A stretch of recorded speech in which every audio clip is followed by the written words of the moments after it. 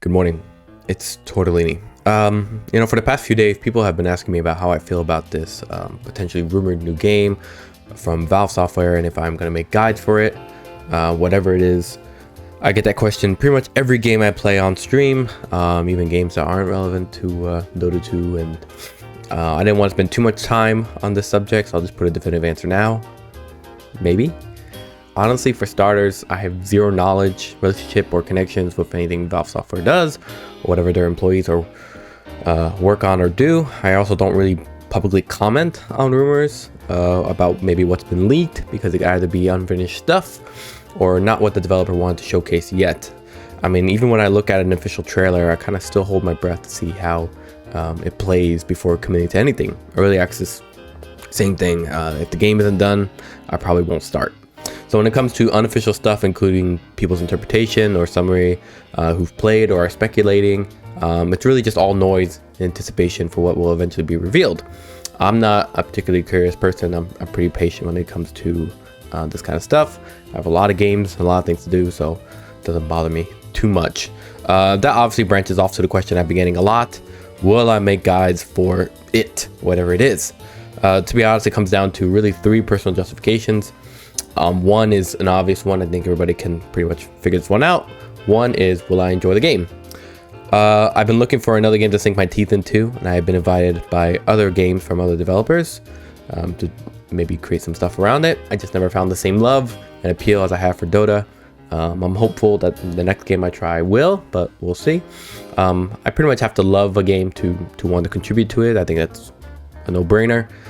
Making in-game guides has always been kind of internally motivated by my own passion and pride to just be a part of my favorite game that's been around for me for almost 20 years, about 19 years. I know it may seem like I make guides out of the goodness of my heart or some charitable bullshit reason, but the guides really stem from my own validation to want to do and be more in gaming.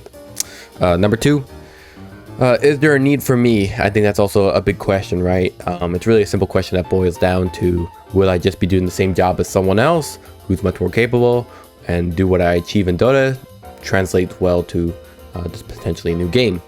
I like to think maybe yes, but that could also be my pride speaking rather than anything else. I mean, the secret to my Dota guides really isn't a secret. It's not that special. It's just no one else wants to do it to that level, as far as I understand. I started making guides very early, so that really helps with growth and notability. B, I maintained a level of consistency when it comes to making guides, especially when the system itself was almost non-functioning.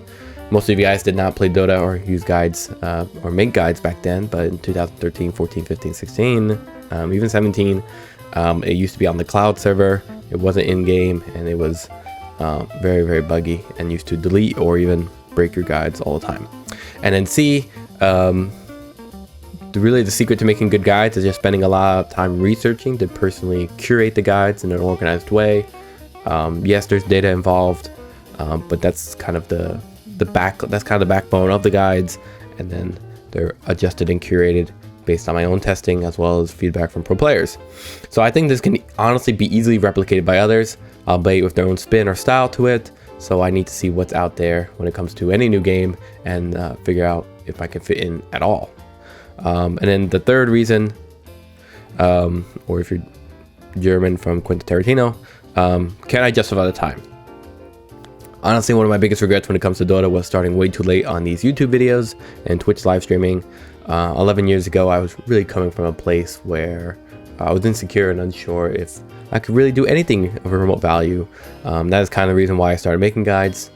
You can read about my personal story at tortelini.com, but I think a lot of us feel or kind of felt that way in our early 20s, as we are just graduating from university without much experience or knowledge of what we're capable of doing. So I really spent the next decade kind of really discovering who I was and what I could do as I worked on my esports and gaming career. And the guides were always viewed as kind of just a passion project, something on the side between jobs or anything in between. The guides were just proof that I could dedicate myself to something that I love and be a part of my favorite game. But now, 10 years, 11 years later, I'm finally doing YouTube videos. I'm live streaming. My time is getting a bit limited as I get older. For 11 years, I always spent at least 3 hours a day, every day, researching or watching matches and kind of aim to make my guides more accurate. And nowadays, that time is really shared, scripting, editing, and then I stream 5+ hours to test those hero guides and hopefully to inform people on how to play their heroes better, including myself. So I'm up around, usually I'm up around 6, 7 a.m., maybe 8 if I stay up too late, and I go to bed around 10, 11 p.m. So it's really a hustle. I love every minute of it, but that also means adding a new game may be a bit of a challenge. I'd have to rethink how I dedicate my time, maybe streaming both games across a week or adjusting my approach to certain parts of the day, assuming I do enjoy the game. So until Valve Software is honestly really ready to talk about their new game, there's not much for me to say or think about it. For now, my focus, love and attention and responsibility is on Dota 2, and this year I'm happy to celebrate 11 years of guides. I talked about it, as well as over 4 billion matches influenced by my project of guides. So as you can see, I have a lot riding on this. I'd love to do more in Dota as well as in other games, and hope I can get the opportunity when it comes. So let's wait and see. Let me know what you guys think, and if you'd be interested in me doing more guides or content around other games. Open-minded to ideas, and thanks, and have a good morning.